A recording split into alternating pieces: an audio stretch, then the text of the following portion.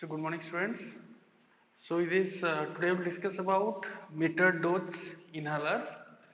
So this metered dose inhalers generally it consists of a particular amount of dose in which while administration it will deliver a particular amount of dose while you are taking in the pulmonary route.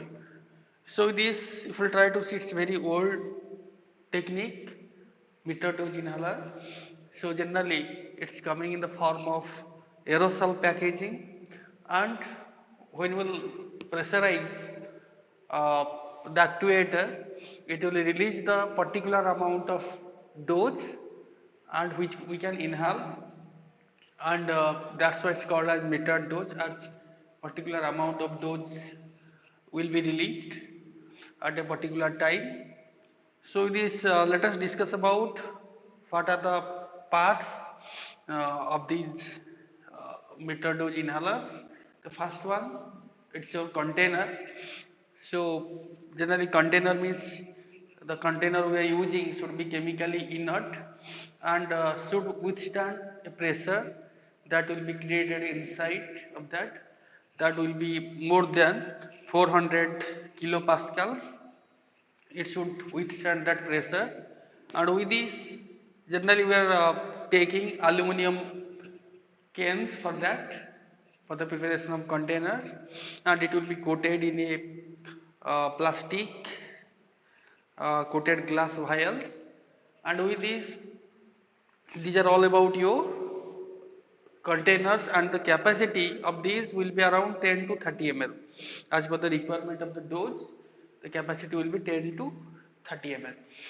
Now coming to metered valve, which is the most important part in the metered dose inhaler. So in the metering valve, generally it will be hermetically sealed, the container, and designed to release the fixed volume of product during actuation, and it will produce the MDI is generally will reproduce delivery of the small volume of the product around 25 to 100 micro ml per liter, micro ml for particular delivery.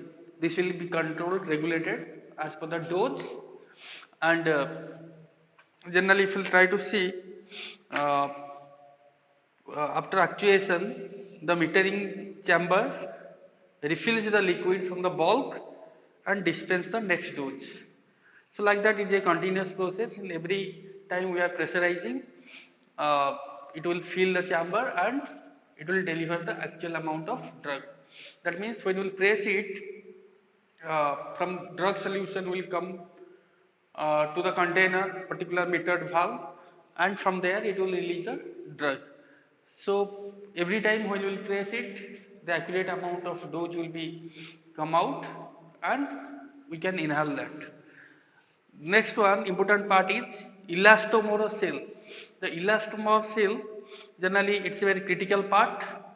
It will affect the valve performance, and also it will control the leakage of propellants, and from this generally the chemical constituent extraction uh, from the seals should be, propellant should be tightly controlled so that no constituent will come out from this seal. And coming to the next part, actuator. Actuator, it will permit easy actuation of the valve, and it provides an orifice through which the spray will be discharged, and it directly spray in the patient's mouth, the actuator, or sometimes in the nose if it is required, it will spray there. Next one, propellant. Propellant generally also we are using the aerosol. So generally different types of chlorofluorocarbons we are using for that. So generally widely used chlorofluorocarbons are trichlorofluoromethane, that is CFC11, dichlorofluoromethane, CFC12. These are popularly used, and nowadays it's not It is very less used, this chlorofluorocarbons, as it is depleting the ozone layer. But still, different types of other environmentally free means it will not, different types of propellants we are using which is not affect the uh, different environmental hazards, it will not create. So this type of propellants nowadays used, like your hydrofluoroalkanes, HFA, and there are different types of grades also nowadays coming for hydrofluoro alkanes. And with this also uh, the propellant we are using uh, is based on a particular technique. It depends upon the vapor pressure, and so that the mass median aerodynamic diameter, the particle velocity and the disposition rate, the important factors, changing the solvency, and so that we are using different other ingredients in these, different stabilizers we are using like PVP, chlorinated surfactant, poloxamer, so different types of ingredient we are using with this HFA, hydroxy fluoroalkanes. So it is, now these are all about your metered dose inhalers. Now coming to dry powder inhalers. So nowadays it's very popular, dry powder inhalers, because uh, as these propellants are having some not environmental friendly, so that's why this type of inhalers are propellant free, and in a particular time it will spray the drug powder in a mist form without any type of propellant. So generally nowadays so many types of this DPI or dry powder inhalers present. Generally it's coming in the three forms we can see in the market: single dose inhalers, multi dose inhalers, and third one all doses in bulk powder reservoir. So many brand names also there, like single dose inhalers like Rotohaler, Inhalator, Cyclohaler, and like this multi-dose inhalers like Discus, and different types of this third design, that is all doses in bulk powder reservoir, that's also coming nowadays, like your Pulvinal, EG Haller. So this type of different types of techniques by design also, by delivering the drug also will be different from all these methods, all these forms.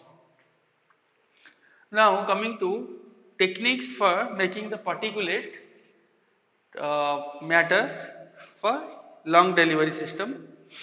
So what are the techniques there to make this particulate matter, particularly for DPIs?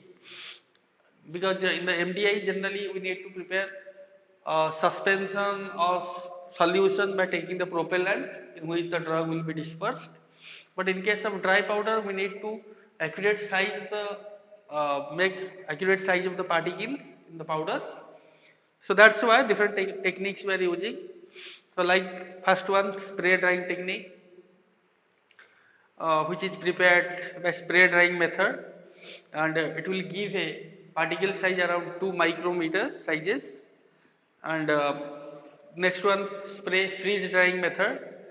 So it is also one type of freeze drying technique by which we are getting the powder form of a particular particle size. Next one, supercritical fluid technology. Generally different types of supercritical fluids we are taking, like carbon dioxide, which will disperse, in which the drug will be dispersed fast in the supercritical fluid, and when the pressure will be removed, immediately the powder form will come out in a particular size in the dry form. So carbon dioxide is a very popular supercritical fluid. The next technique is solvent precipitation method. So this method generally involves your sonocrystallization and micro precipitation. So in this, the crystalline drug particles generally we are using, which will have a narrow size distribution, and we can directly control the crystallization process. Next one is solvent evaporation technique or double emulsion technique. So in this we need to prepare one type of emulsion, oil in water, and subsequently we will remove the oil phase through evaporation. The organic solvent generally diffuse in the polymer phase and aqueous phase, and then it will be evaporated, so we will get a drug loaded polymeric particles. So this type of method known as solvent evaporation method.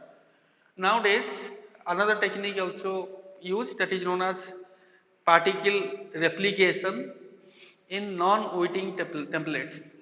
It's a new technique, particle replication in non-wetting templates. So in this shortly this technique known as print, P-R-I-N-T, print technique. So in this generally the top down particle fabrication techniques are used in this, and it will produce a uniform size organic micro nanoparticles will form, and we can control the size, shape, surface functionality of the particles. So these are the different techniques used in the particulate matter for long delivery. So in the next class we will discuss about formulation of pulmonary drug delivery system and different applications. Thank you.